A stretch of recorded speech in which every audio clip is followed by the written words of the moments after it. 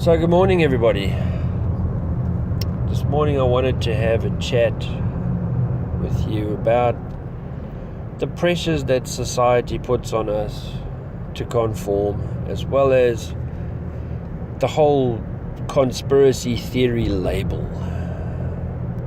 Right now, I don't want to reinvent the wheel and go over stuff that people have spoken about to death, but I just don't feel that it's been covered completely. So there's a few aspects to this topic that I have pondered on and still do. So I just thought it would be good to cover it with you guys and see what you think about the same topic. So basically, I've noticed how this thing works. Right. The whole point of the conspiracy theory label was intended to be a method of control. In other words, if you believed anything outside of the norm of what society thought should be the case, straight away the old conspiracy theory label comes out. Right, and fairly shortly after that, the tinfoil hat jokes start, and that's if you've ever had an opinion outside of the norm of society, you'll know exactly what I mean. It starts with, are you a conspiracy theorist, and ends, and if that doesn't bring you back in line with what you should be thinking, then the tinfoil jokes will start, the tinfoil hat jokes. So I've had many a situation like that, and to be fair, I'm quite hardened to it. I don't even react or flinch. And generally what happens when you start the awakening process, or the whatever you want to call it, the becoming aware, the red pill scenario, you'll find that you'll need to talk to people about what you're thinking and experiencing. But the danger with that is that you will be singled out by society and labeled and probably mocked and ridiculed as well. So my advice, if you are going through the transition, is pick your audience. Make sure you're in the company of someone that you know is of like mind, as in has similar belief system, or possibly only one topic in common. Maybe you both don't believe in global warming, as an example. I don't know. I'm not saying I don't specifically believe in global warming. I'm using that as an example. So don't nail me to the floor in the comments. But what I'm effectively saying is that society will use its initial response team to ensure that you conform, basically. And if that doesn't work, it steps up to the point where, okay, now you're obviously not going to comply, and then the next phase kicks in. We'll get to that later on. So what are your thoughts on that? Is that fairly accurate? Is society self-policing? And is that actually being enforced by someone specific, or is that just the wheels that have been set in motion, or is that part of the programming that we actually go through to ensure that we actually self-police? Now, don't get me wrong, I'm not saying that society as a whole shouldn't exist. Part of believing in an anarchistic environment is that there should be no control enforced by anybody upon anybody else. But that would be idealistic, and that's fine. The problem that I see is, society is the one who initially dictates whether something is okay or not. I mean, even the law even reflects that. If you look at the censorship laws, and if I go back to when I was a teenager, the movies that were on the big screen or available for hire or whatever the case, of course there was no streaming back in those days, the age restriction system and the rating system that was used for that was a lot more strict. In other words, well, especially being in South Africa, it was even more transparent. I mean, if you had any nudity or bad language in a movie, it was rated 2 to 21. And that was it. If you were under 21, you weren't supposed to watch it. Now, similar movies are basically rated M, which is for mature audience. So society has adjusted, and it's changing, ongoing, and that's the same way the law looks at. If something is considered socially acceptable in a country, the law reflects that, and you wouldn't be convicted for doing something in the same light. So the point I'm trying to make here is that my train of thought has completely gone now. Sorry, someone just cut me off. And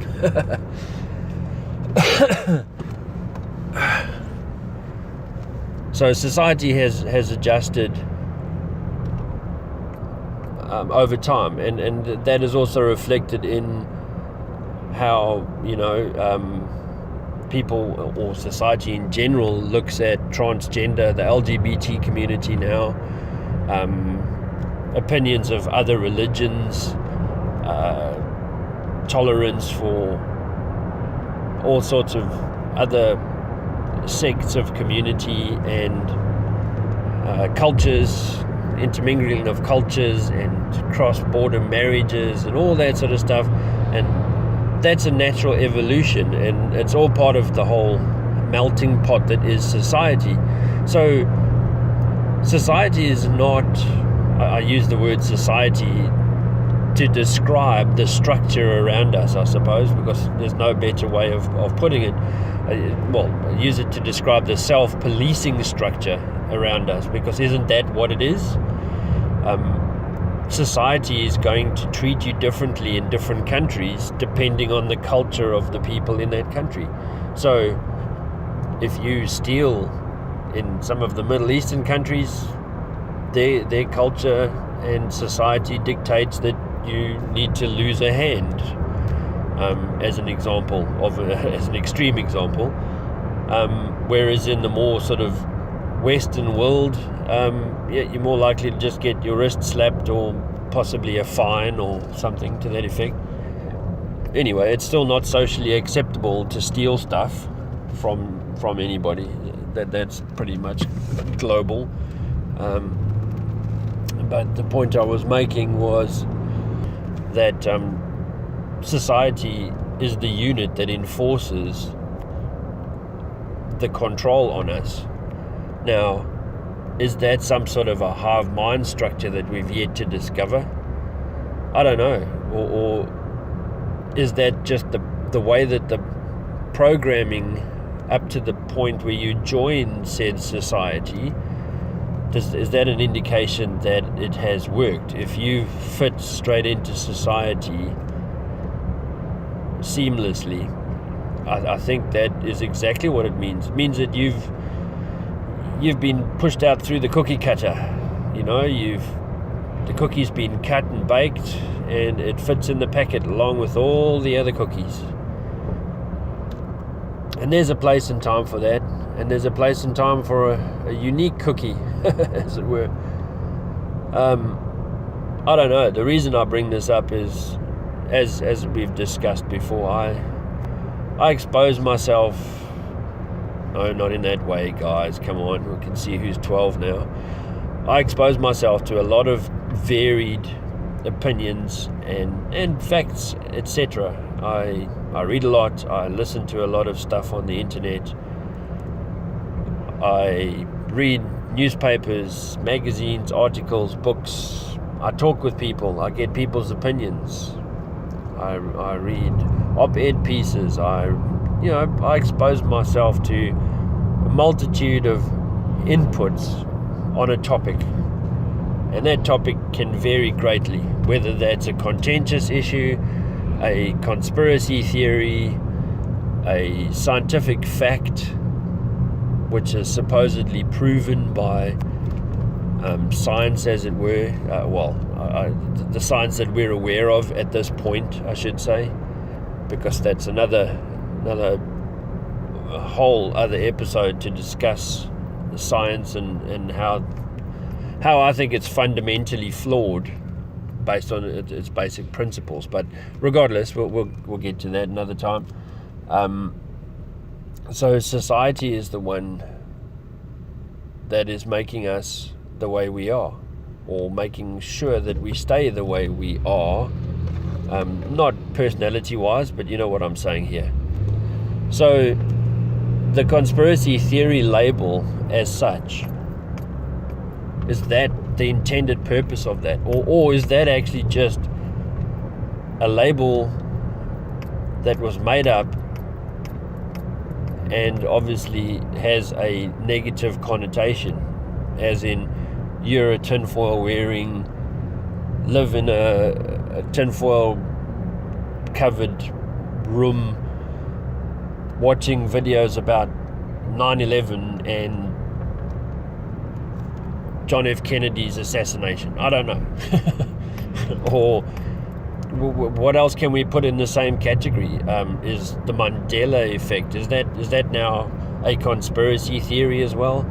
How do we clarify, and at what point does something become mainstream, and how do we define it? So I mentioned in another chat, which I don't know if I've published yet, the public opinion about alien life and the possibility of life on other planets and intelligent life on other planets is now, slowly but surely, I see we're being groomed for something here. If you look at all of the changes happening in the media and what the sort of articles and things that are being released now, it's all slowly but surely getting us ready for something. Now, some of the conspiracy theories out there say, they're preparing us for a fake alien invasion, if you listen to Stephen Greer and some of those guys.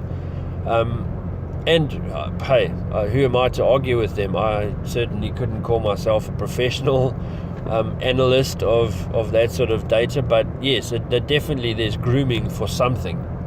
Now, 5-10 years ago, talking about UFOs and alien life on other planets was basically considered conspiracy theory, because if you believed that there was possibly life on another planet, you were a conspiracy theorist, or you were a way out there dude, because nobody else believed. Now, I've always believed that, and I've always strongly voiced my opinion in that respect. I don't see how any intelligent person with more than 2 brain cells to rub together could possibly think that in the vastness of space there isn't one other planet supporting intelligent life. It's just ludicrous to think that there isn't. Just because we haven't found it doesn't mean it doesn't exist. And then we're also crossing over into the conspiracy realm again, because there's people that say we found it years ago and they've been visiting us for 50, 60, 70 years. We've had exchange programs going with them. I don't know. There's no evidence in either way. Well, there's evidence, but whether it's factual evidence is debatable. Regardless, I don't know the truth on that one, but I do like to analyze these sorts of things and make an informed decision on whether I think it's true or not. Now, obviously, I'm digressing here slightly, but at the end of the day, what I'm trying to say is UFOs and alien life were considered a conspiracy theory until a few years ago. That's no longer the case. If you believe that there's life on another planet, you're hopeful and you're still able to conform with society's view of what you should be thinking, because that's been influenced by the grooming as a whole. Now, is that a conscious thing? This is the point I'm trying to get to, or the question I'm trying to answer. Is the manipulation of society, is that some sort of an MK Ultra conspiracy theory, or is it a conscious shift, or is it literally a hive mind evolving? That is something that has plagued me for a while, because one of those is a conspiracy theory, the other would be an amazing scientific discovery. And I'll leave it up to you to decide which one's which, but something that you guys probably don't know about me, except if you paid attention to my channel introduction video, I'm pretty big on beekeeping, and there's a reason for that. I feel an affinity to bees because, to me, like music, bees are actually mathematics in motion. They are the epitome of mathematics. Everything they do is mathematically perfect, whether it's their navigation system, their hive structure, their comb structure, their communication. Basically, if without sounding like a total tinfoil wearing hat conspiracy theorist, bees are almost alien in terms of, if we do live inside a software program, as has been discussed many times, and perhaps we'll do a separate discussion on that, bees would be something that I would say would be a part of an Easter egg in the software because of the perfection with which they do everything. And there's so many things about bees that we don't understand. The structure within a beehive and how society in a beehive works, we don't even understand a tenth of it. Now, what I mean by that is that the hive mind structure, the main opinion that people have when they think about beehives, if they even think about them, most people are not interested in bees, and that's okay. But everyone thinks of the queen bee as being the most important and intelligent bee in the hive, and that's actually not true. The role of the queen is literally just to lay eggs. That is her only purpose, to mate with drones once in her life, well, one session in her life, and for the rest of her life, which is a lot longer than the rest of the bees in the hive, she will just lay eggs. That is her only job. All decisions about well-being of the hive and replacement of the queen, and when laying should stop and start, and how much, that is all controlled by the hive mind that is the beehive structure. Now, the part that science doesn't explain or can't explain is, how is that information passed on? If you look at something simple like building one single piece of honeycomb, let's say 2 bees start building a piece of honeycomb, and those bees die a day or 2 later. How do the bees communicate to each other so that some other bee can turn up and carry on building that same comb that the 2 previous bees started building, and they'll complete it with mathematical precision and perfection, no mistakes ever? And I mean, the bees don't have a documentation system. They don't have a project manager overseeing the thing that can document. Well, maybe they do, for all we know, but all that I'm saying is there is some sort of hive mind structure. Bees don't live for that long. How is the information about feeding habits transferred between bees across generations? All this sort of stuff that we don't understand. And I digress here a lot, but I needed to get that point across, because is that not what we're seeing in society, in the structure of society? But we're just not actually aware of what we're seeing. That, I think, is where we're at. But there may be some other nefarious players in that. Now, society, the structure of society was probably exactly that. It was a hive structure in days gone by, but I suspect that structure has been tampered with over time. I mean, if we were being slowly but surely brainwashed or programmed for specific purposes using whatever methods, whether it's the schooling system or television showing us subliminal ads, I don't know, whatever you believe in that could possibly achieve that sort of goal, and why, but that's another whole separate discussion yet again.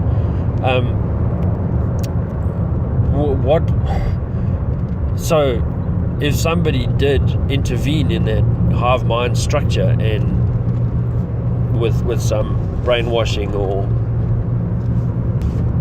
how much could they affect that? Because if science doesn't really understand the hive mind structure,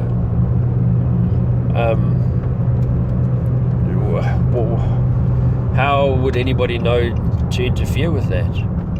Now, the only other time I've heard hive mind mentioned is when they talk about the social structure within the potential alien races.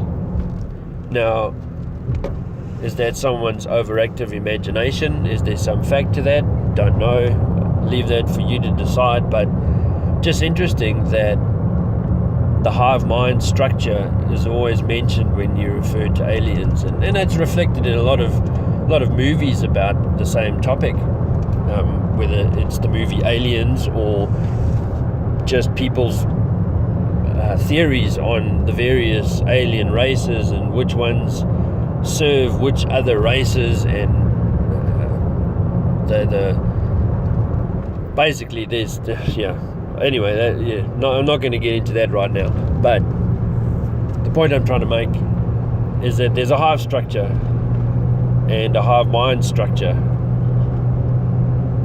and if we could harness that as a society, imagine what we could actually achieve.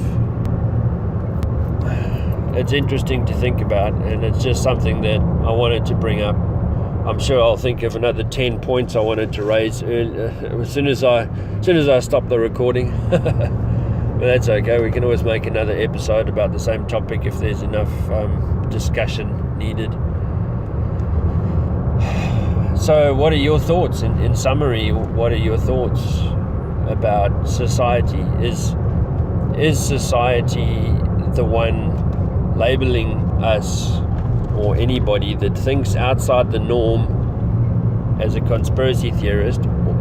And is society a hive mind, or is it actually just controlled by some other group or entity or group of entities or aliens or whatever? Yeah, because something is driving society to force us to conform, and that's not just the animal instinct that's been knocked out of us by culture and society. There's more to it than that.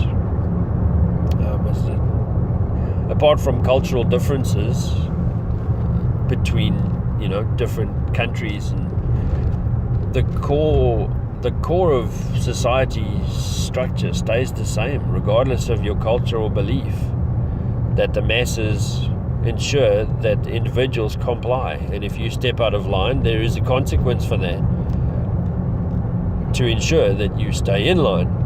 And if none of that works, generally by the time you're sticking out from the group far enough, you've probably broken some sort of a law, and that's the next level. The next level is the actual law. Now, my understanding of law is that pretty much anytime your action or any action you take infringes upon somebody else's rights or emotions or physical being is when the law gets involved. So it's just interesting how certain things are well enforced by society, and next level, I guess, or hey, maybe the fact that you don't care. So if you've been singled out by society as a whole as being a non-conformist, is that mental shift in your mind, because you're no longer complying with society, does that lead to crime? Because you obviously don't care about being forced to conform. Otherwise you would have been brought back in line the second you stepped out the first time by people's comments or the jokes made about you or whatever the case. So the fact that you didn't comply back then, does that put you outside the matrix, or does that kick off a process that is a downward spiral? I don't know. Very interesting to think about this stuff. And in case you're wondering why I'm always recording in the car, it's because I live on a farm quite far outside of town, and I have to take my kids to school in the city. So I've got a 35-minute drive each way to drop them off and pick them up. So I use that time to think a lot, and now to chat with you guys. So still lots of topics I want to cover. Hopefully they're interesting to listen to. If I ramble too much, do let me know in the comments, because I value your guys' feedback. Obviously, I don't want this to be a one-sided chat with me always just spewing useless information at you. I need it to be discussion. I'm trying to document my journey here and maybe help some people out and make some new friends in the process, I guess. If I can just help one person understand what they're going through, or understand why they're feeling the way they're feeling, that'll be my job done. Hopefully we'll be able to help more than just one person, or have some good conversation. So let me know your thoughts in the comments, or you'll find my email address in the description, drop down below the video. Otherwise, just shoot me a message, but don't forget to like the video if you do, because that'll help the rankings of the video actually come up in searches and whatnot. So anyway, that's it for today. I might make another one from home later on. Got so many topics I want to cover, but I first wanted to get some sort of feedback from you guys, whether these sorts of topics are of any use, or maybe you've got specific ones you'd prefer to cover. So let me know your thoughts, and we'll catch up soon.